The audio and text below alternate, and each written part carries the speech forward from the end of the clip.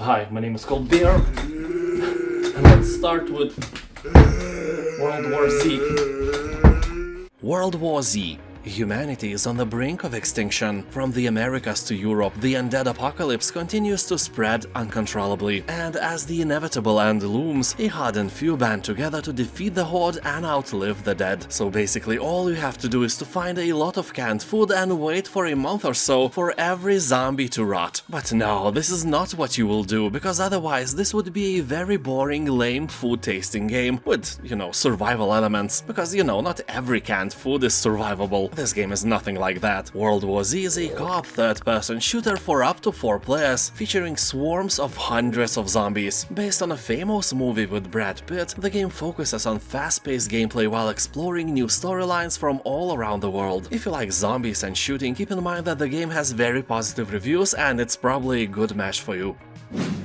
Observer. System Redux. This is a cyberpunk horror game where you will discover a dark world beset by plagues and war. You will take on the role of the new frontline of neural police as you hack into the jagged minds of the insane. So as you hack into the unstable minds of criminals and victims to look for clues, you will relive their darkest fears, forcing you to question your own reality and your own sanity.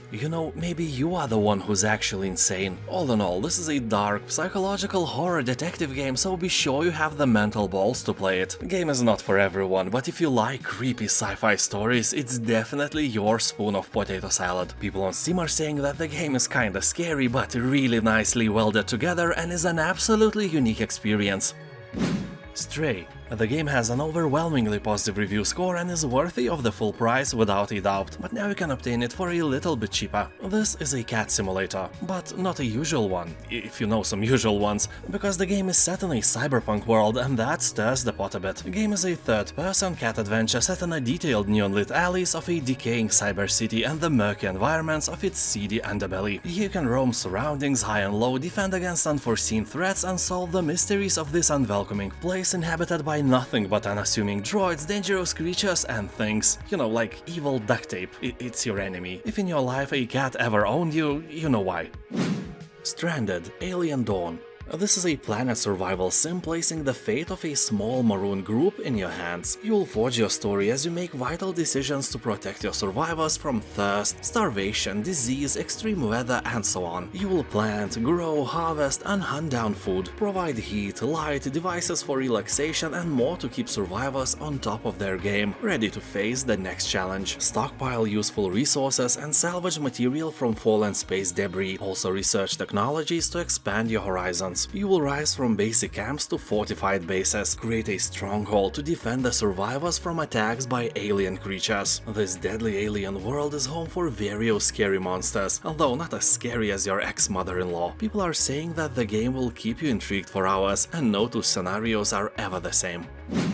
Far Changing Tides. It is absolutely without any doubt a work of art. Hey, you said fart. A work of fart. Oh, shut up. This is an atmospheric vehicle adventure that follows the emotional journey of a boy and his ship as he embarks on a voyage to find a new home. You will sail stormy waters, dive unknown depths and explore forgotten ruins in a beautifully realized world of flood. The game is filled with different landscapes, sun-scorched dusty plains, stormy skies and high seas. You will have to crack many puzzles as well and enjoy interesting mechanics. Also, I can't be silent about a very cool soundtrack that reacts to your actions, amplifies key moments and creates an atmosphere. Really cool. People on Steam are saying that the game is super chill and puzzles are not mind-bending, so if you are like me, a bit dumber, you'll be okay as well. And it also has a beautiful ending.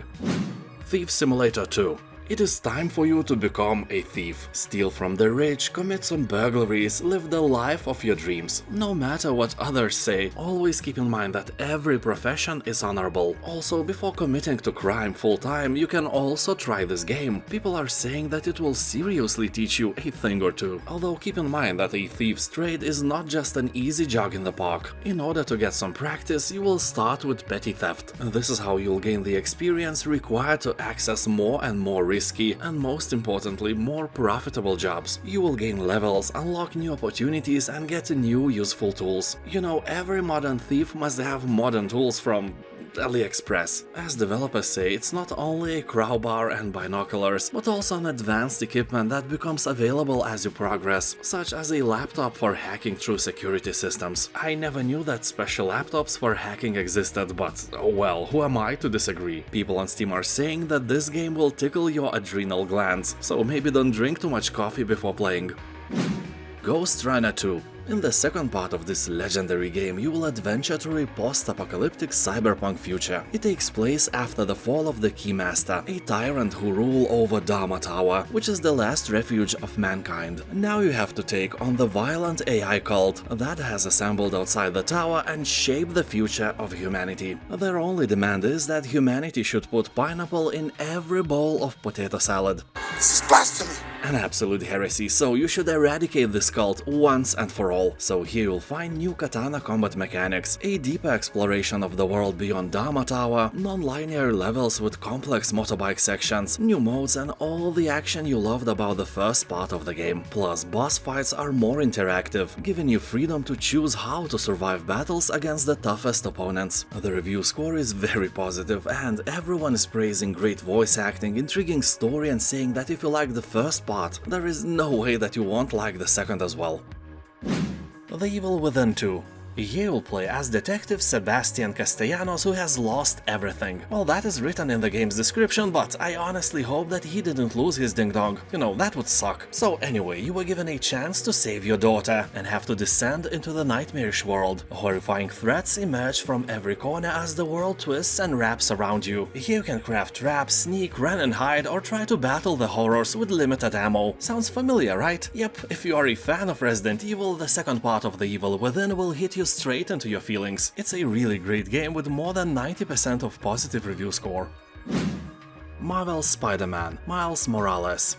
Following the events of Marvel's Spider-Man Remastered, teenager Miles is adjusting to his new home while following in the footsteps of his mentor Peter Parker as a new Spider-Man. But when a fierce power struggle threatens to destroy his new home, the hero realizes that with great power comes great electricity bills, or something like that. So to save all of New York, you must take up the mantle of Spider-Man and own it like you stole it, or something like that. Anyway, there are some sweet technical characteristics as well. Unlocked frame rate, newest Nvidia graphic technologies, upscaling, ultra-wide monitor support, ray tracing and DualSense controller support with all the tricks you get on PlayStation. The review score is above 90%, so it's a no-brainer for various joyful Spider-Man fans, or even for old grumpy dudes who just want to chill and enjoy the views. The Entropy Centre. Here, an extinction level event has set the world on fire. You appear to be the last remaining person alive, so you could just move into rich people's houses or a bunker with fancy pools and golden spoons, but instead you are like, no, I'm going to the Entropy Centre where mankind's only hope lies at its very core. So as you can see, this is a puzzle game, but it is so innovative and well narrated that it has above 90% of positive reviews. People on Steam are saying that the scenario of the game could be easily remade into a sci-fi movie. It's that good. And if you are not good with puzzle games, don't worry, the difficulty is quite friendly, although it will take time to get used to time rewinding logic. Batman: Arkham Origins. Although it was the third Arkham game, it is the first one story-wise. Taking place before the rise of Gotham City's most dangerous criminals, the game showcases a young and unrefined Batman. He faces a defining moment in his early career as a crime fighter that sets his path to becoming the Dark Knight. The game features a pivotal tale set on Christmas Eve, where Batman is hunted by 8 of the deadliest assassins from the DC Comics universe. You will become a rookie Batman as he encounters for the first time many of the characters that shape his future. Here you'll find a case file system that allows you to analyze seemingly impossible to solve crime reconstructions in real time. Combining Batman's sensors with a Batcomputer, you can digitally recreate crimes and study detailed simulation of the act as it happened. So it can sound weird, but this is a detective game. But you are not only an investigator, oh no, you are the justice itself. The Dark Pictures Anthology House of Ashes. Here, at the close of the Iraq War, special forces hunting for weapons of mass destruction unearth something far deadlier, a buried Sumerian temple containing a nest of creepy creatures. To survive the night below, they must forge a brotherhood with their enemies from the world above, and only your decisions will influence how the story will unfold. Basically, I can guarantee that nothing good will ever happen with you behind the wheel. Everyone will die horribly and you are the one to blame. But hey, that's the beauty of this game, you can replay it and make different, probably way worse decisions next time. CARRION. You'll take control of this cute little creature that just wants to go home, and you will learn as you go that the more healthy food you eat, the bigger you get. There are all kinds of food in this facility, you won't be going hungry. But remember kids, that sometimes to be the fattest in the class is not the best for your health. So this game teaches us that if you have eaten too much, you can just leave your innards and be slim again. CARRION is a great game which will teach you that no matter how you look, you can always look worse. Vanishing of Ethan Carter.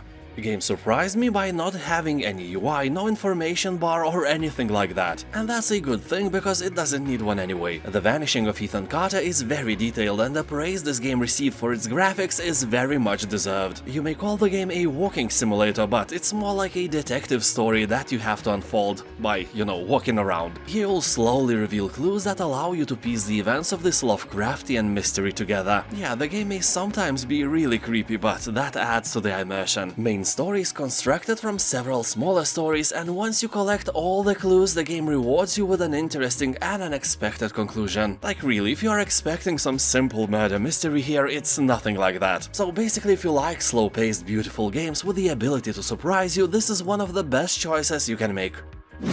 Rustler. As developers say, they took the inspiration for the Rustler from the Monty Python and first two GTA games and made a medieval game out of that. I can remember playing the first part of GTA for hours and hours and skipping school because of it. Never regretted that. Anyway, the Rustler is a humorous approach to the medieval genre. You'll find stuff such as no parking zones for your horse and police horses that have flashing red and blue lights on them. Game is set in an open world and you play as the guy, whose parents apparently were too lazy to give him a proper name. You'll experience feudal justice, inquisition, witch hunting, and join the grand tournament. Meet incredibly stupid knights, complete a wide variety of twisted missions and quests, or ignore the plot and bring mayhem in the villages and cities. Choose to go on foot or buy a stolen horse, fight with a sword, or pick fancy automatic crossbow. All that spiced up with a Monty Python-inspired sense of humor, and you can burn down the whole village as well.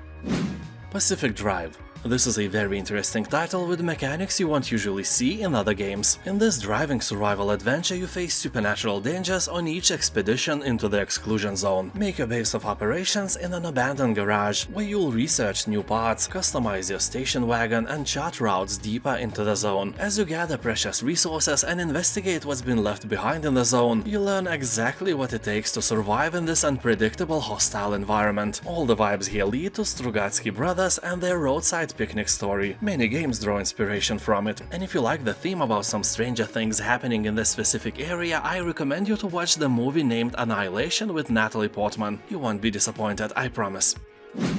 The Ascent. This is a solo and co-op action RPG set in a distant cyberpunk world. You will be exploring a corporate-run metropolis stretching high into the sky and filled with creatures from all over the galaxy. If you like Star Wars, Firefly, or Cyberpunk 2077, it's a perfect setting for your adventures. You play as a worker enslaved by the company that owns your ass and everyone else in your district as well. They are the ultimate assholders. But one day you are suddenly caught in a vortex of catastrophic events, so you must take up arms and embark on a new mission to find out what started it all. People on Steam are saying that the game is really beautiful and fun, but kinda riddled with bugs. Although not everyone experiences these problems, the game has a bit less than 80% of positive reviews. For some, it is even the best game they have ever played. I think that is an overstretch, a real overstretch, but kinda encouraging as well.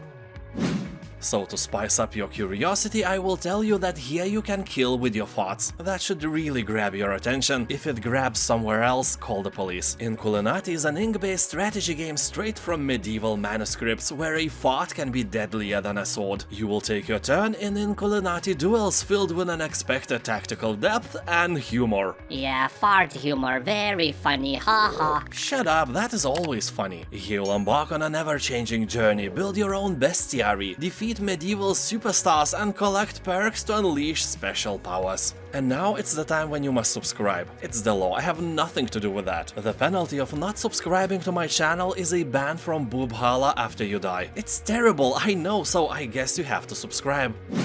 Medieval Dynasty.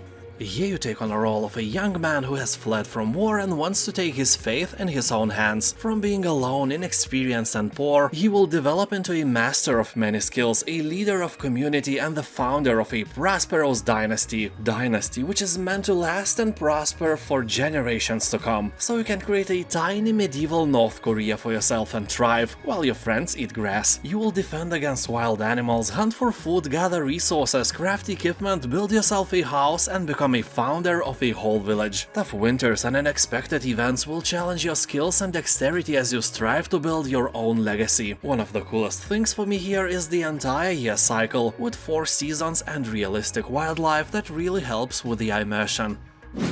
Risk of Rain 2. Everyone who played Risk of Rain 2 can agree on one thing: it plays way better than it looks, meaning that everything you are seeing now to you looks like a graphic gibberish of some sort, but if you take control of the hero, everything changes immediately. The game has 96% of positive reviews left by hundreds of thousands of players who bought the game. You can't argue with that. So here you'll fight your way to the final boss and escape, or continue your run indefinitely to see how long you can survive. A unique scaling system means that both you and your foes limitlessly increase in power over the course of the game. People on Steam are talking that Risk of Rain 2 is a bit unfriendly for new players. It will take time for you to adapt, so be prepared for that. It won't guide you by your hand or penis.